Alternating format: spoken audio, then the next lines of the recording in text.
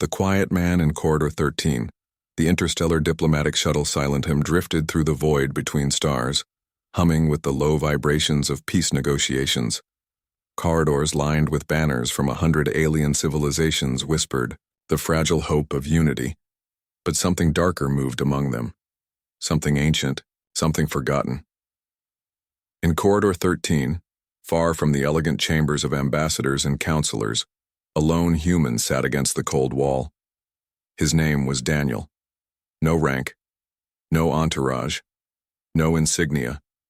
Just a man in plain clothes, eyes downcast, breathing slow. To most, he looked like luggage mistakenly brought aboard.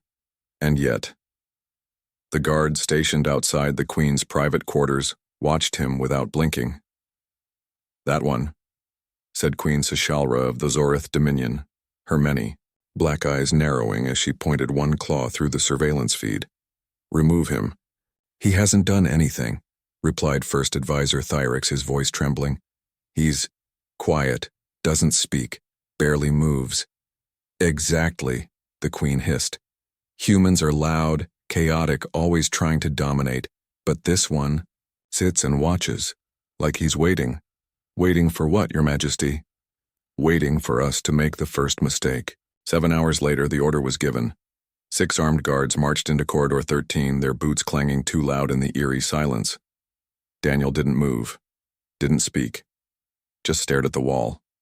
"You are to be escorted to an isolation chamber," one guard announced. "Please stand and comply." Daniel turned his head slowly.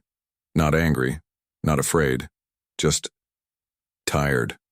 "This isn't going to work," he said softly. "What isn't?" the guard snapped. Daniel looked up, and for a single moment the lights in the corridor flickered. "Removing me." Queen Sishalra watched the feed from her throne room, her claws tapping on the armrest. "Why did he say that?" she murmured. Thyrix leaned closer, his spines shifting with unease. "He doesn't match any known human diplomatic profiles. He's not military, not scientific. He's not even on the guest list. It's like he was never supposed to be here." "Then who brought him aboard?"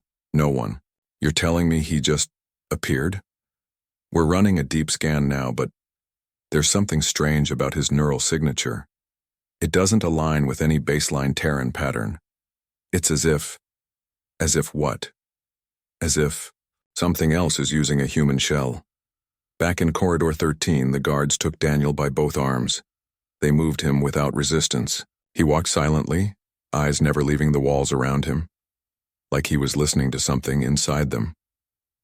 They passed through the Diplomats' Gallery, golden statues from the Traxian core, crystalline fountains from Krishal Vi, relics older than many stars.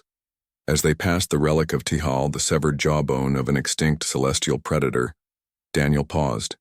He stared at it, and it stared back. A guard shoved him. "Keep moving."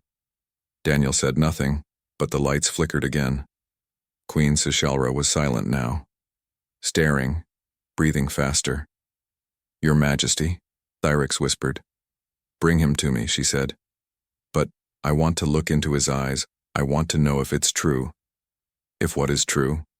She looked at her advisor. Her voice trembled. "The old myths. The ones about what happens when humanity stops pretending to be weak." Daniel stood in the middle of the throne room, surrounded by guards. Queen Sishalra approached, tall and elegant, her black-scaled body shimmering with psychic energy. "Who are you?" she demanded. Daniel said nothing. "You are not listed in our shuttle manifest. You have no identification. Your brain activity is incomplete." "I'm just human," he said quietly. "No, you're not." She leaned close. Her breath smelled like ozone and dust. Her voice dropped to a whisper. "You told one of my soldiers this wouldn't work." "Why?" Daniel looked into her eyes, and for the first time in 3,000 cycles, the alien queen felt fear. "Because you've seen my face before," he said. "You just don't remember when." Thyrix gasped. "That's impossible." "Silence," Sishalra barked. But Daniel was still speaking. "The Xorith used to have a prophecy, didn't they? About a being who would walk like a man, speak, Like a man, but carry in him the memory of stars that should have died. She shook her head, but she was trembling now. It was just a story. No, Daniel said. It was a warning. And then he did something no human would do. He closed his eyes, and the relics in the gallery began to hum. The psychic echo reached the entire shuttle. Walls shook. Delegates screamed. Lights went out in 3 decks. Alarms failed. Everything was silent. Except the hum. Daniel opened his eyes again. They were not human anymore. I didn't want this, he said. I was trying to forget, to sleep. The Queen fell to her knees. What are you? And then Daniel stepped toward her. Slow. Steady. Unstoppable. I am what comes when your kind digs too deep. I am the reason your oldest libraries were sealed. He reached out a hand. Not to strike her. To show her something. A memory. Her scream echoed through the throne room, and Daniel whispered, You're beautiful, but you already knew that. What you don't know is what you used to be and what you lost. The shuttle shook again. Walls cracked. Several guards collapsed, bleeding from their ears. Old symbols lit up along the relic. Chamber, symbols that no species alive could translate except Daniel. He's waking up, he said. Who? The Queen gasped. Daniel looked up. Me. The throne room echoes. The scream of Queen Sishalra did not fade. It clung to the walls like blood, thick and trembling. Something inside her had broken. Something old. She wasn't just afraid, she was remembering. Daniel stood still in the center of the throne room, eyes open, glowing faintly. Not with light, but with depth. When you looked into them too long, you didn't see a man. You saw time.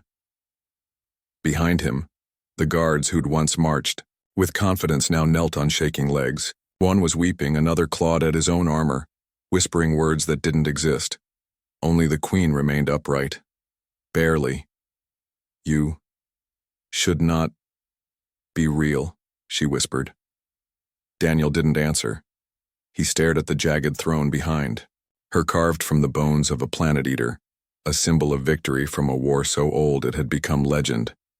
And then softly he said, You used to know his name? The Queen turned slowly, looking back at her own throne, then back at him. What is your name? She asked, voice almost pleading. Daniel smiled. Which one? Alarms shrieked. The ship's AI failed to reboot systems. Several diplomats tried fleeing through escape pods, only to find them sealed shut. The shuttle wasn't obeying anymore. Corridor 13 had changed. Where once it was silent, now it pulsed. A slow thudding sound, like a heartbeat, like something buried in the metal was waking up. Ambassador Trevek of the Jarians tried to open a wall panel to override navigation. He screamed as the metal folded like skin and swallowed his hands whole. The wall whispered to him in a voice that was not Daniel's. You should not have watched him. Queen Sishalra stumbled backward, gripping her own arms, her scales cold with sweat. You were human yesterday, she said. I watched you walk, eat, sleep. Yes, Daniel replied. I let you. Why? Because I needed to be sure.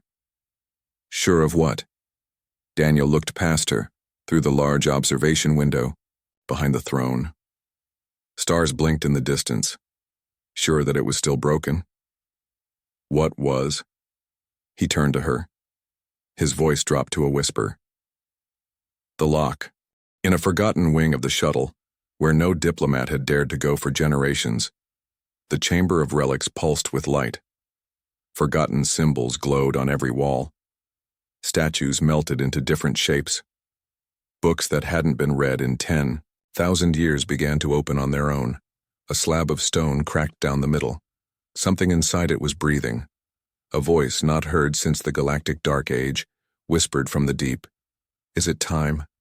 And somewhere in Corridor 13, Daniel answered without speaking. Yes. Thyrix tried to call for help. No one answered. Not even the homeworld. Not even the fleet. The shuttle was drifting now. Not through normal space, but through something else. Sensors failed to measure anything outside the observation decks. One diplomat opened a shutter and screamed before his body turned to dust. They were no longer in a place stars could reach. The ship had moved backward, not through distance, through memory. Queen Sishalra was on her knees. "This vessel is sacred," she said. "How can you do this? It is protected." "Yes," Daniel replied, "by myths, by stories, by fear." He stepped toward her again, slow, gentle. "But myths only work if you believe them." "I do." "No, Queen. You did. But you forgot. You conquered. You lied. You put trophies on your wall and called yourself safe." She clenched her claws. "What do you want from us?" Daniel looked around. "I don't want anything. But he wants you to remember." The hull groaned. The ship's lights dimmed to red. In the gallery, the relics began to fall apart. One by one, as if something inside them was crawling out. One relic, the black mirror of Lerneth, cracked, revealing a reflection not of the room, but of a world that had been erased from history. Something moved across its surface, the reflection of a galaxy, screaming. And in the center of it, a shadow with Daniel's face. In the throne room, the Queen rose to her feet with one final breath of defiance. "I am Sishalra, devourer of kings. I wear the soul crown of shattered empires. I will not fall to a myth." Daniel tilted his head. "You already did," he said softly. He held out a hand. "Come here, let me show you what's coming." "No, you need to see it. I will not."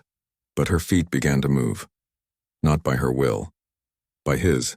Each step she took, a memory surfaced, her father screaming into the void, her grandmother's scales turning to ash, the forbidden scroll her people once burned, and the thing they named the last witness. She was standing in front of Daniel now.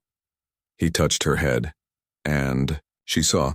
Space itself tore open, not with violence, with silence. On the other side of the tear was something watching, something vast, patient, and older than every empire that ever existed. It did not speak. It did not move. It only remembered. Queen Sishalra screamed until her voice shattered, and Daniel whispered in her ear, "He remembers you too." The diplomatic shuttle stopped, just stopped, not in space, not in time, just still. And all around it, the fabric of reality flickered like a dying flame. Daniel turned from the Queen, who now lay crumpled on the floor, her eyes blank, her mind far away. He walked through the doors without opening them. The walls parted for him. The air moved around him, like it was afraid to touch him, and Corridor 13 opened into something that was no longer a corridor. It was a gate, a mouth, a wound, and from it, something began to crawl. Not a monster, not a god, just a memory with claws. The gate of broken stars, the thing that crawled out of Corridor 13 had no shape, not at first. It wasn't shadow, it wasn't light. It was the space between memories, the gap in old stories where the truth had been torn out. Daniel watched it unfold. He didn't flinch. He didn't run. He only whispered one word as it emerged. Him. The being that followed Daniel through the gate was not alive. Not dead. It was forgotten. And when something forgotten remembers itself, things break. Deck 5 of the diplomatic shuttle was the first to vanish. No fire, no impact, just gone. An entire section of the ship blinked out of existence, along with 19 delegates, 2 peacekeepers, and an artificial garden created from extinct flowers. They didn't scream. There was no time. The ship's AI tried to identify the anomaly. It failed. Then it begged, "Please, whoever you are, I was only made to serve." And then the AI erased itself. Back in the throne room, Queen Sishalra lay on the floor, eyes wide open, unmoving. First Advisor Thyrix tried to shake her.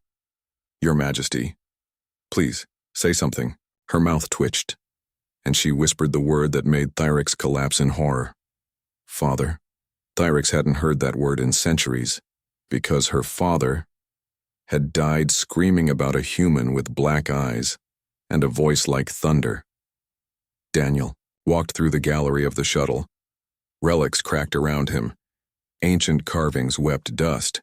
A mural from the Zarinth Empire, long thought indestructible, crumbled as he passed. He wasn't angry. He wasn't vengeful. He was remembering, and memory was the worst kind of weapon. Diplomat Kassira, a proud warrior of the Felnari prides, attempted to challenge Daniel. She raised a plasma blade, her 6 arms coiled with muscle and fury. "You will not harm this vessel," she shouted. Daniel didn't even look at her. He simply remembered her ancestors, and Kassira fell to her knees, clutching her head, screaming as 10,000 years of buried truths exploded inside her skull. She remembered what her people did to silence the last human they captured. She remembered his eyes, and she remembered Daniel's face in them. She dropped her blade, and she wept.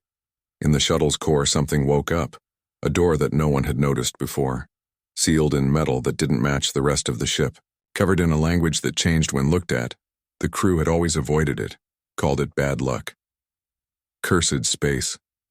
A relic of old construction. But now it pulsed. A heartbeat.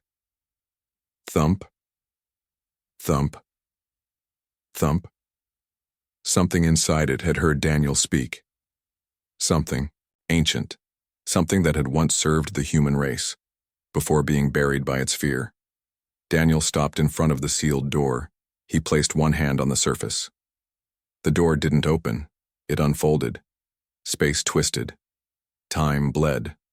And behind it, a throne stood in a void of stars. It wasn't a seat of power, it was a prison, but the one it had held for eons was now smiling. A voice echoed from the throne. "You remembered me?" Daniel nodded. "I tried not to."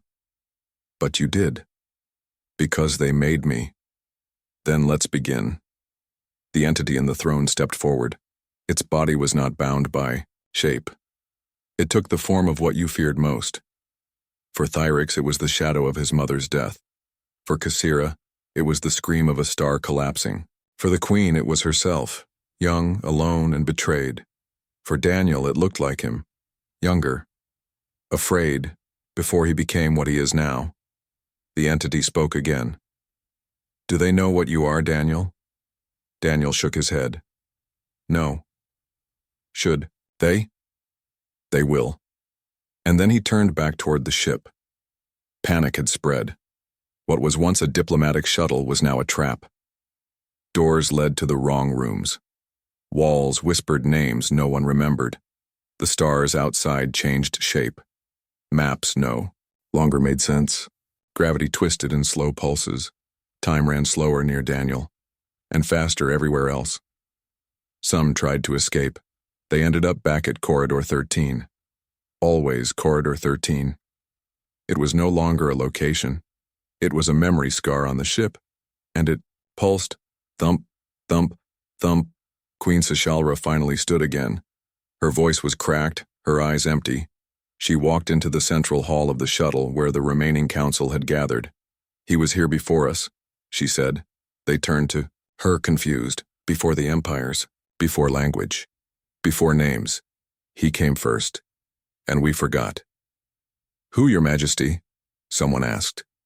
She looked at them, and a tear fell from one of her eyes. "The last human," she said.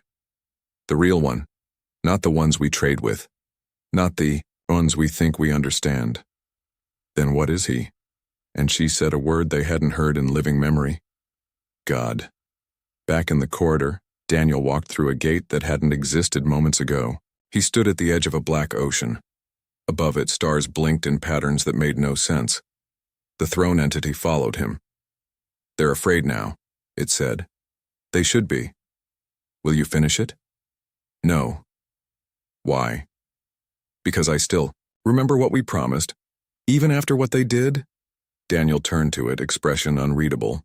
"Yes, especially after," and then he walked back into the ship. The shuttle suddenly jolted. Systems returned. Lights flickered on. The galaxy outside was back. Everything was still. But the memory would remain, because Daniel was still aboard, and the thing behind Corridor 13 was no longer sleeping. The first sin of the stars, they thought it was over. The lights had returned. The ship drifted once more in normal space. The stars outside were where they were supposed to be. And yet, no one breathed easy, because Daniel was still walking the halls, and every step he took echoed with something heavier than silence. Queen Sishalra had locked herself inside the meditation chamber. Her guards begged her to come out, but she did not answer. Not even her closest allies had ever seen her like this. Fragile, trembling, whispering to herself in a language older than her species. The words came from somewhere deep within her, memory. Not her life, her blood. The genetic scream passed down through thousands of generations, warning her of a shape that wore a human face, but wasn't human at all. And now that shape had returned. In the lower decks, Engineer Lothran tried to restart long-range communications. He rerouted power, rebooted systems, even bypassed the primary failsafes. Everything lit up, then shut off, then lit up again. But not with his controls. The ship was responding to something else. He heard breathing behind him, turned quickly. No one there, except the cables, which were now shaped like veins. Daniel stood in the core chamber. His hand rested against a glowing panel, one that hadn't existed before this voyage. Behind it pulsed a sphere of shimmering liquid, always shifting, like water that remembered every place it had ever flowed. This was not alien tech. This was human, but not from any human civilization in the known galaxy. This was something else. Older, purer. The original signal, Daniel whispered into it. "They've seen me," the liquid rippled and answered. Then the trial begins. First Advisor Thyrix was breaking apart. His thoughts no longer stayed in sequence. He saw flashes of people he never met, places he never traveled. He felt himself walking through burning cities and collapsing moons. He saw shadows climbing out of the sky. He saw Daniel's face in every dream. "Make it stop," he whispered. But the memories weren't his. They were Daniel's, and Daniel's past was leaking. The council demanded answers. Those few who had not fled or gone mad gathered in the summit hall. Their languages buzzed against each other, overlapping, in panic. Some wanted to eject Daniel from the ship. Others demanded a weapon. One diplomat from the crystal-blooded Onari said something no one expected. "We should kneel." Silence followed, the kind of silence that feels like a cliff you're about to fall from. "What did you say?" hissed an ambassador. The Onari stepped forward, shaking. "There is a story, from before our first flight, from before our first language. It was found carved into the bones of a dead planet. A prophecy. What kind? A warning about a being who walks like a man, who remembers every lie ever told, who cannot die because he never lived the way we do." "And what does the story say to do?" The Onari looked at the floor. "Kneel. Or burn." Daniel stood before the relic chamber again. The symbols on the walls had changed. They no longer glowed, they bled. He walked past them like he had done it before. Because he had. Millions of years ago. In a time before recorded time. He stood at the center of the chamber and whispered a name. A single name. One that had not been spoken aloud in eons. And the ship screamed. Across the vessel, walls cracked. Metal bent inward. Gravity shifted so sharply, entire rooms turned upside down. Oxygen systems failed, windows frosted over, not from cold, but from grief. Because the ship was remembering, and remembering always hurt. Queen Sishalra finally emerged. Her steps were weak, but her voice was steady. She walked into the summit hall. "You all feel it now," she said. The council turned to her, some with hate, others with terror. "What is he?" someone cried. She looked at them, eyes dark and hollow. "He is the grave we built together." And then she told them the truth. Eons ago, before light reached the edge of the galaxy, there was a war, not of planets, not of empires, but of memory. The first species, the ones who lit the stars, built a keeper, something that would remember everything, every betrayal, every scream, every choice. They shaped it in human form so it would blend in when the time came. But the first species grew afraid of what it might do if it ever remembered everything at once. So they tried to erase it, to bury it beneath myths and fear. But memory doesn't die. It only waits. And now Daniel remembered it all. He was no longer pretending. In the core of the ship, Daniel wept, not from pain, not from rage, but from the unbearable sorrow of knowing too much. He saw the first child murdered to ignite peace. He saw the last star sacrificed to build a weapon. He saw species erasing their own past just to sleep better at night. And worst of all, he saw them forget him, not because he failed, but because they were afraid of what he meant. He was their shame. And now he was awake. He stood.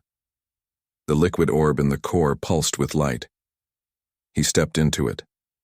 His body dissolved, but his memory expanded. He became the ship, the corridor, the stars, the silence, and when he spoke again, his voice came from every wall. "The trial begins now." One by one, every living being aboard the shuttle fell to their knees, not from command, but from the unbearable pressure of truth. They began to see their own sins, their own lies, each thought unraveling, each memory surfacing, until there was nothing left, except regret. And Daniel watched, not with hatred, not with joy, just silence, because he had done this before, and he would do it again, until they remembered what they buried, and faced it. The weight of remembering. No screams were heard, not because there was no pain, but because pain, in its truest form, goes beyond sound. Every living being aboard the silent hymn now knelt in silence. Their bodies trembled, their minds folding inward, crushed under the gravity of their own hidden truths. Daniel didn't force them to kneel. They did it because, deep inside, some part of them knew. This was justice, not revenge, just balance, and it had been waiting for a very, very long time. The ship was no longer drifting. It wasn't moving at all. It existed in a stillness that space itself didn't understand. Stars around it flickered unnaturally, pausing mid-glow. Nearby planets, no longer spun, time bent inward. The silent hymn was anchored to memory, anchored to him. And Daniel, now everywhere and nowhere, watched them all. Queen Sishalra could not move. Not because she was paralyzed, but because she remembered everything now. The purge of the first voice-bearers, the sealed vault on her homeworld that hummed at night. The whisper passed down through her bloodline. "If you see the quiet one, do not speak." She had spoken, and now she saw. First Advisor Thyrix was trapped in a vision, not of death, but of before. Before his people learned language, before they built ships, before they made alliances. They were scavengers then, afraid of the sky, afraid of the dark. But one night they saw a man walking across the surface of their dying moon, alone. No suit, no ship, just walking. They tried to speak to him. He whispered one sentence, "I forgive you." Then he vanished. Thyrix had always thought it was a myth. Now he knew. He had seen Daniel's face before, and he had forgotten. Daniel stood again in the corridor, though he no longer needed to. He took form not for himself, but for them, so they could look him in the eye when it was time. He walked past shattered relics, past flickering lights, past broken minds, and stopped before a wall that had never been there before, a wall of obsidian glass, smooth and vast. Inside it, a reflection appeared, But it wasn't Daniel. It was him. Before the pain, before the betrayal, before he was abandoned, before he chose silence. Over destruction, the reflection spoke. You forgave them once. Daniel nodded. I did. Can you do it again? I don't know. A whisper moved through the ship. What is the price of peace? No one spoke. They were afraid the answer might be their lives. But Daniel answered for them. Truth. The whisper asked again. What is the cost of forgetting? This time the queen answered, her voice hollow. Everything. The whisper was pleased, and the wall of glass melted away, revealing the heart of the ship, a chamber untouched by time. Inside, something pulsed, something buried. A sarcophagus made of collapsed stars. A prison or a tomb. Daniel walked toward it. Every psychic-sensitive alien aboard collapsed in agony as the lid of the tomb began to open, not from what they saw, but from what they felt. Guilt. Shame. The echo of a million silent screams. Inside the tomb was another Daniel, but younger, smaller, barely more than a child. His eyes were closed, his hands were clenched, and around him, the metal walls were burned black with claw marks. He had not slept peacefully. He had suffered. And Daniel, older now, whole, reached down and touched the child's shoulder. The boy gasped, opened his eyes, and screamed. Every system aboard the shuttle failed instantly. Stars went out like candles. Power died. Hearts stopped. And in that perfect moment of stillness, every being aboard the silent hymn understood the full horror. They had locked this away. A child, an innocent, a witness. They had chosen to forget him, chosen to bury him so they could move on, so they could build their empires, so they could sleep at night, and he had waited in that tomb all this time, watching, listening, remembering, waiting for someone to open the door. Daniel knelt beside the child version of himself. They didn't speak.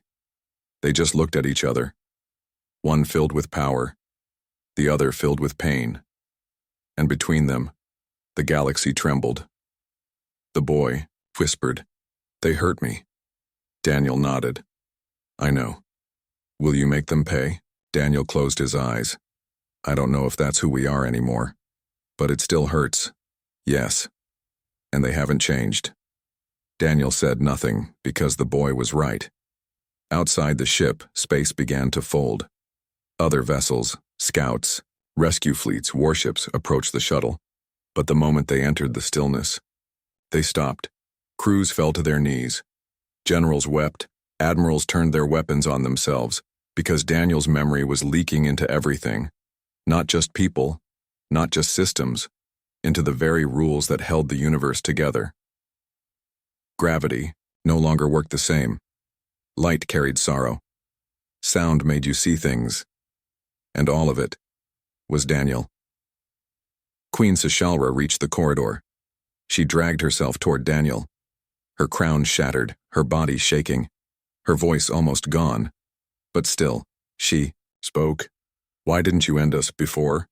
Daniel looked at her. "I was still hoping." Hoping for what? That someone would remember and ask. She blinked. "Ask what?" "Not what I am," he said softly, "but who I am." She paused, and then she whispered, "Who are you?" Daniel smiled. It was the saddest smile in the galaxy. "I was the last voice of peace, and what happened? You all stopped listening." And then the corridor began to close. Metal melted around him. The boy stood beside Daniel, holding his hand. Together, they stepped into the center of the tomb. Not to return. Not yet. But to prepare. Because now, the universe remembered him. And it could never forget again. And somewhere in a cold void untouched by time, something stirred. Not Daniel. Something older. And it asked a single question. Is he ready yet? And across the stars, Daniel opened his eyes again, but this time they were not human. The last voice The galaxy held its breath. Hundreds of civilizations felt it, like a weight pressing against the edge of thought. Something vast was awake, something old enough to remember the first star and what it cost. On board the shuttle silent him, silence reigned. Not peace, not calm. Something heavier, something like the air before a world dies. Daniel stood in the center of the corridor that once led to relics and politics and forgotten treaties. Now it was the center of everything. He held the child version of himself by the hand. Not just a memory, not just a symbol, but a truth so pure it couldn't be buried again. And through the ship's walls, space cracked like ice. Something was coming, or worse. Something had always been here. Queen Sishalra stood on shaking legs. She had no crown now, no advisors, no guards, just regret and guilt, and the knowledge that she, like all the others, had helped build the lie the galaxy was built on. She stepped forward. "You have the power," she said. "You could end us all." Daniel didn't turn. His voice came like wind through the bones of dead stars. "I know. Then why don't you?" He finally looked back and she saw nothing in his eyes.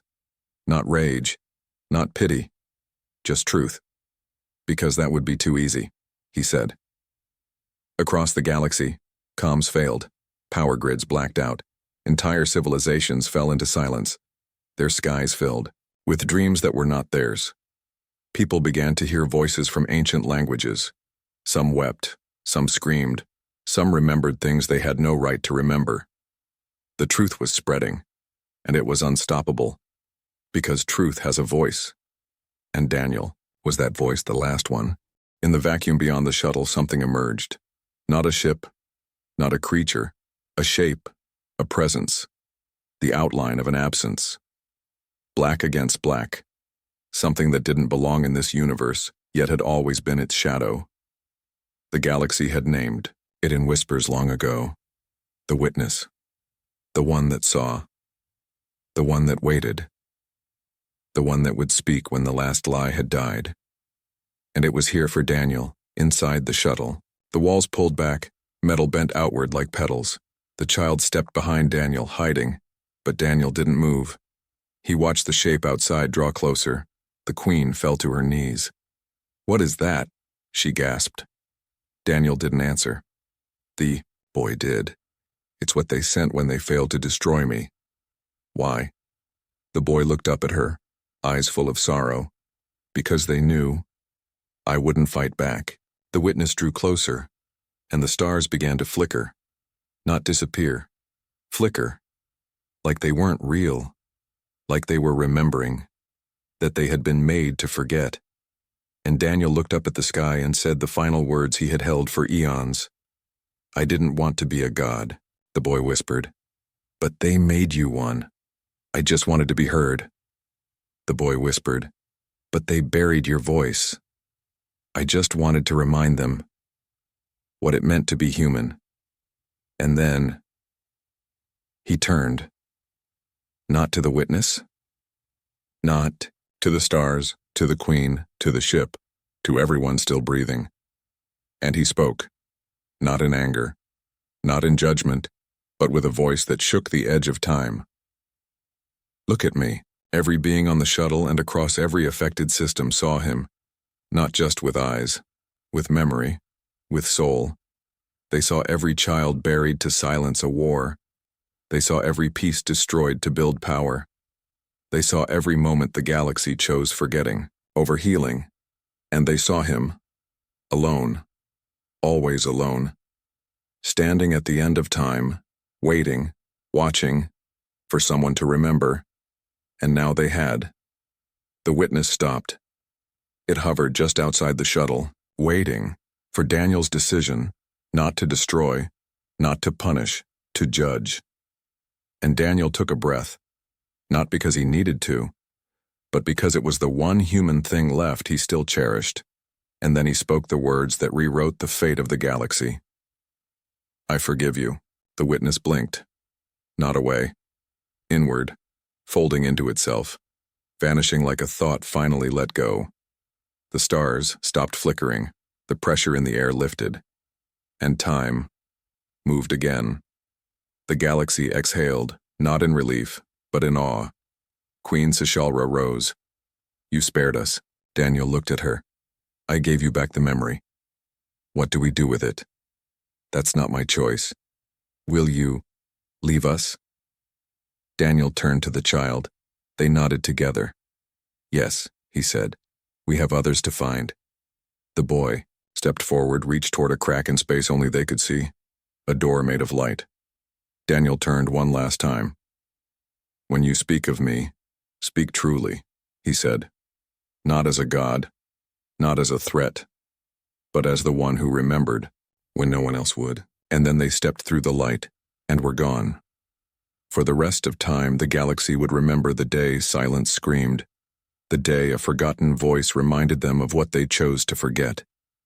And across every world, in every language, a single word returned, not a weapon, not a warning, just a name: Daniel. And it meant the one who forgives, the one who remembers, the last human.